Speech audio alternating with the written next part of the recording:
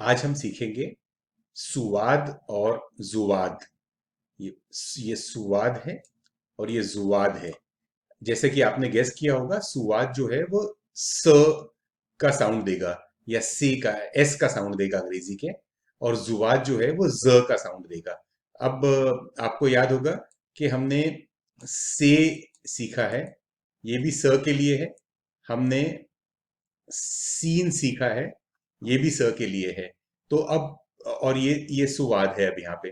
तो सवाल ये उठता है कि से, सीन या सुवाद किसका इस्तेमाल किया जाना चाहिए। तो ये मैं बता देना चाहता हूँ कि जो स्पेलिंग, ओरिजिनल वर्ड की स्पेलिंग, जिस भाषा से वो शब्द आया है, उस जबान में जो स्पेलिंग है उसी स्पेलिंग के हिसाब से हम चलते हैं। इससे कंफ्यूजन जरूर पैदा होता है, लेकिन जबान की खूबसूरती भी बढ़ती है। और मैं आपको कुछ हिंट देते चलूंगा, जिससे आपको समझ में आएगा कि किस वक्त कौन सा इस्तेमाल करना है। और बाकी तो जितनी ज्यादा प्रैक्टिस होगी उतना ज्यादा क्लैरिटी आती जाएगी आपके।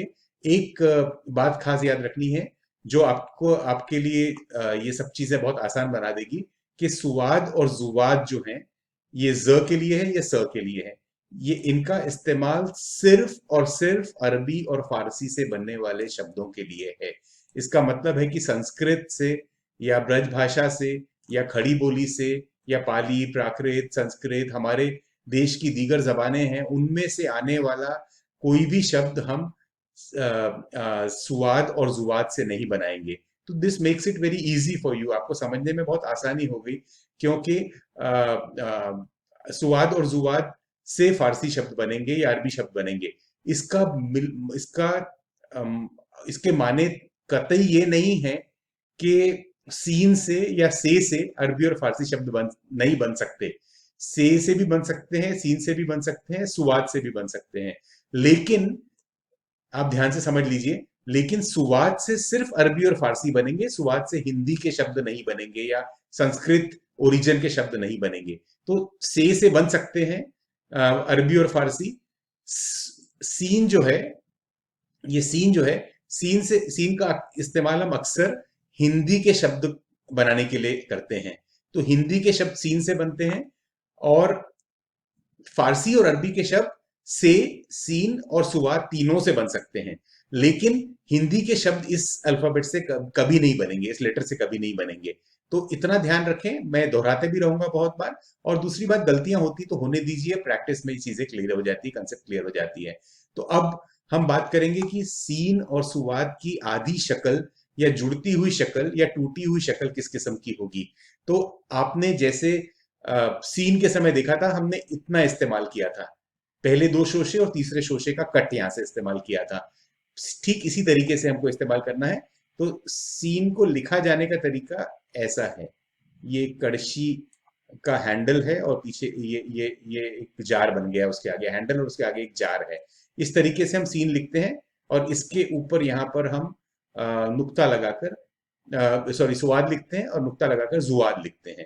तो हम इसकी आधी शक्ल बनाने के लिए हमें ये याद रखना है कि यहां तक, इसको यहां से काट दिया जाए तो आधी शक्ल बन गई। इसका मतलब आधी शक्ल ऐसी बनेगी, ये पहले लिखा और उसके बाद ऐसे आगे बढ़ा, और इसके बाद ये यहां से टूट गया। यहां से जो है वो अगले लेटर के साथ जुड़ जाएगा।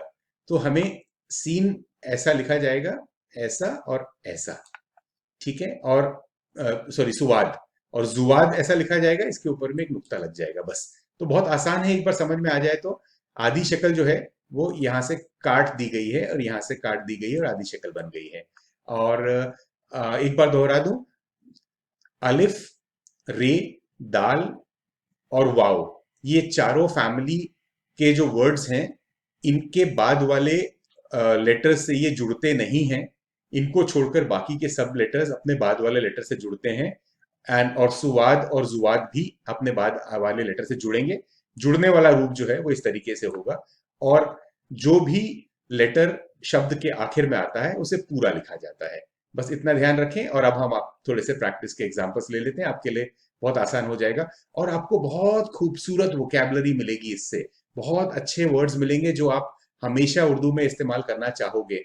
क्योंकि अरबी और फारसी के वर्ड्स हैं जो हम जो हमें बहुत अच्छे लगते हैं।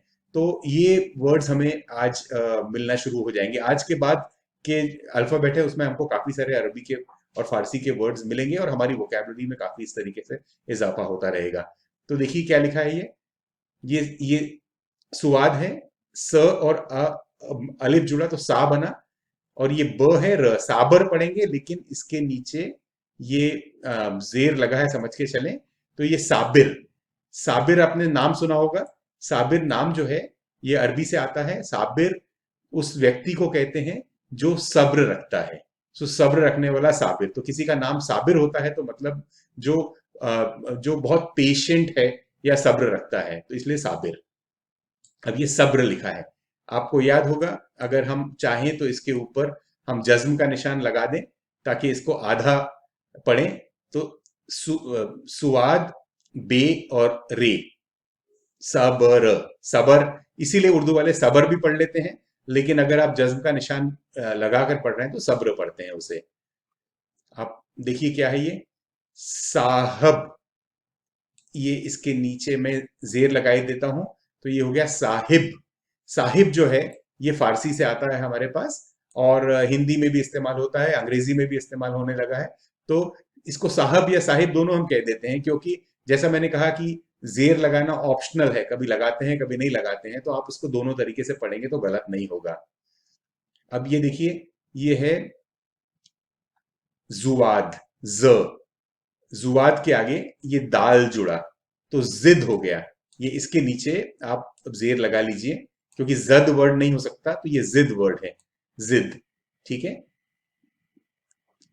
ये जे है, ये यानी जुवाद है, ज और उसके आगे र जुड़ा, ज र, और उसके बाद ये ऊ के लिए हम उल्टा पेश लगाते हैं, तो मैं लगा देता हूं आपके सीखने के लिए। जरूरत, ये र है और ये त है, तो जरूरत। इसके ऊपर आप चाहें तो जबर का निशान लगा सकते हैं जहां जहां लगाना हो। तो जरूरत, बहुत खूबसूरत से वर्ड्स आपके लिए बन रहे हैं आज। ये हे है, ये जे है, जुआद है, र है, और ये ते है, तो हजरत। साहिब भी मिला हमें, हजरत भी मिला, तो ये हमको इतने खूबसूरत लफ्ज मिल रहे हैं आज हमें, क्योंकि हमने सुवाद और जुवाद सीख लिया है। ये र है, ये या है, य में अलिफ जुड़ा या, और ये ज, तो रियाज नहीं हो सकता, तो ये रियाज होगा। और य के लिए हमने अपनी क्लास में ये ये नोटेशन लगाने का डिसाइड किया था आपस में, ताकि हमें समझने में आसानी हो। तो ये रियाज, रियाज हमने लिखा है। रियाज पढ़ेंगे आप तो आप समझ लेंगे कि रियाज तो हो नहीं सकता, इसलिए आप यहाँ पर जेर लगा है ऐसा मान के चलेंगे या जेर लगा देंगे, तो ये हो गया रियाज।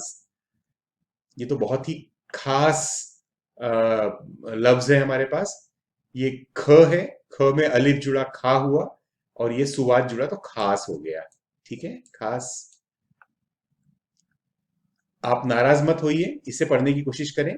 नून है, नून में अलिफ जुड़ा ना हुआ, र में अलिफ जुड़ा रा, और ज, क्योंकि अलिफ के बाद कुछ जुड़ता नहीं है इसलिए रे अलग लिखा गया, रे के बाद कुछ जुड़ता नहीं है इसलिए अलिफ अलग लिखा गया, अलिफ के बाद कुछ जुड़ता नहीं है इसलिए ये ज या जुआद अलग लिखा गया। तो इस तरीके से बन गया नाराज। और आखिर में एक सेंटेंस में आपके लिए लेता हूं, एक पूरा जुमला लेता हूं आपके लिए। आप देखेंगे ये सुवाद है और ये बे है, र है, सब्र। ये सब्र हमने सीखा था, इसके ऊपर मैं निशान लगा देता हूं जज्म का, ताकि सब्र पढ़ें। ये हमने सीन शीन कल देखा था, सीन है, स में ए जुड़ा तो से हुआ, तो सब्र से, सब्र से। ये ख है और ये द है और ये अलिफ है, खुदा। इसके ऊपर आप चाहेंगे तो पेश का निशान लगाएंगे, सब्र से खुदा। और ये पढ़े र अलिफ रा, जुआद यानी ज, और ये ई, राजी। तो सब्र से खुदा राजी, हमने पूरा सेंटेंस बना लिया। और आपने नोट किया होगा कि यहां पर मैंने कुछ निशान लगाया है। तो ये उर्दू में फुल स्टॉप जो है वो अंग्रेजी के नुक्ते की तरह नहीं लगाया जा सकता, क्योंकि अगर हम डॉट लगाएंगे तो हमें कंफ्यूजन होगा नुक्तों से, इसलिए ये लगाया नहीं जा सकता उर्दू में। हम हिंदी के समान स्ट्रेट लाइन भी नहीं लगा सकते, क्योंकि ये अलिफ से कंफ्यूज करेगा। तो हम इस्तेमाल करते हैं एक ये हाइफन का। ये हाइफन जो है ये फुल स्टॉप के लिए इस्तेमाल करते हैं। तो जब आपका सेंटेंस खत्म होता है तो आखिर में फुल स्टॉप का इस्तेमाल करते हैं। आज के लिए बस इतना ही। दोहराते रहिए, बार बार प्रैक्टिस करते रहिए, और आप जितनी मेहनत करेंगे उर्दू में अच्छे से सीखेंगे। शुक्रिया।